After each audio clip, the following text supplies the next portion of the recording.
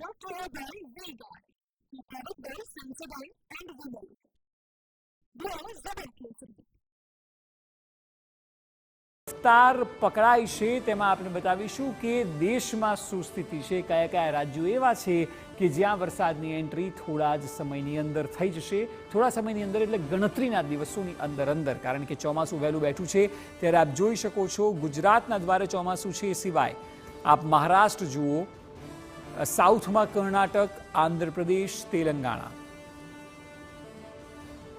કેરળથી શરૂઆત થઈ, ત્યારબાદ કર્ણાટક જુઓ, તામિલનાડુ, કેસરિયાથી મન જોગી થયું રે, દિલ ઝૂમે જુઓ મત મસ્ત થયું રે, કેસરિયાથી મન જોગી થયું રે. હર પળ મનાવો કેસરી તહેવાર.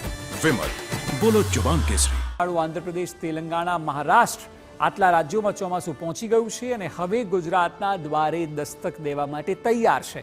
ગઈકાલથી જ ગુજરાતનું વાતાવરણ બદલાવાનું શરૂ થઈ ગયું છે. ખાસ કરીને મધ્ય ઝોનમાં, અમદાવાદ જેવા શહેરોમાં લોકોએ વરસાદનો અનુભવ પણ કર્યો. આજે સૌરાષ્ટ્રમાં, અમરેલી અને અલગ અલગ વિસ્તારોમાં વરસાદ જોવા મળ્યો. એટલે આપ જોશો 6 રાજ્યોમાં તો વરસાદ વિધિવત રીતે આવી ગયો છે અને હવે ત્યાંથી તે ગુજરાત તરફ આવી રહ્યું છે ચોમાસું. એટલે આવનારા 1 થી 2 દિવસની અંદર વિધિવત રીતે ચોમાસું બેસી જશે. ગરમીથી જે ત્રસ્ત હતી પ્રજા, તેને ચોક્કસ રાહત મળશે અને હવે વરસાદના દિવસોની શરૂઆત આવનારા 1-2 દિવસની અંદર સત્તાવાર રીતે, વિધિવત રીતે થઈ જશે. વરસાદની જે આગાહી કરવામાં આવી છે તે પણ આપને બતાવીએ, કારણ કે દિવસ પ્રમાણે ક્યાં કઈ જગ્યાએ વરસાદ રહેશે ગુજરાતમાં તે જાણવું અને સમજવું ખૂબ જરૂરી છે. એટલે આપને અંદાજ આવે કે આપના વિસ્તારમાં આખરે વરસાદ ક્યારે આવવાનો છે. અલગ અલગ ઝોનની વાત કરીશું. તારીખ 11 જૂનની જો વાત કરવામાં આવે તો 11 જૂનમાં સાબરકાંઠા, અરવલ્લી, મહીસાગર, પંચમહાલ, દાહોદ, વડોદરા, આપ જુઓ બિગ સ્ક્રીન પર જે આપ જોઈ રહ્યા છો તે 11 જૂનમાં સાબરકાંઠા, અરવલ્લી, મહીસાગર, પંચમહાલ, દાહોદ, વડોદરા, છોટાઉદેપુર, નર્મદા, ભરૂચ, સુરત, તાપી અને ડાંગ.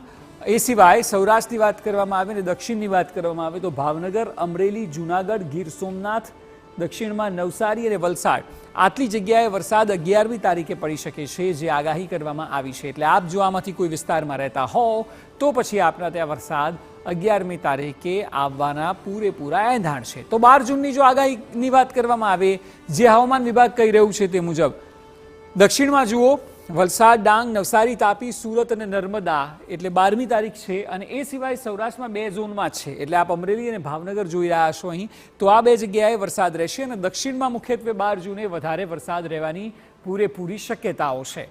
ત્યારબાદ જો અલગ અલગ દિવસની વાત કરવામાં આવે, કારણ કે 11 તારીખે આપણે જોઈ, 12 તારીખે આપણે જોઈ, તે જ મુજબ આગામી દિવસોમાં વરસાદ રહેશે. એટલે આપ એક રાહત ચોક્કસ લઈ શકો છો કે હવે ચોમાસાની શરૂઆત વિધિવત રીતે થશે, ગરમી ઓછી થશે. એ સિવાય જગતના તાત ખેડૂત માટે પણ સારા સમાચાર એટલા માટે, કારણ કે આ વખતે 102% જેટલો વરસાદ રહી શકે છે. ભાવનગરના Brought to you by V-Guard, the product by Sensodyne and Women. Blow Zebra.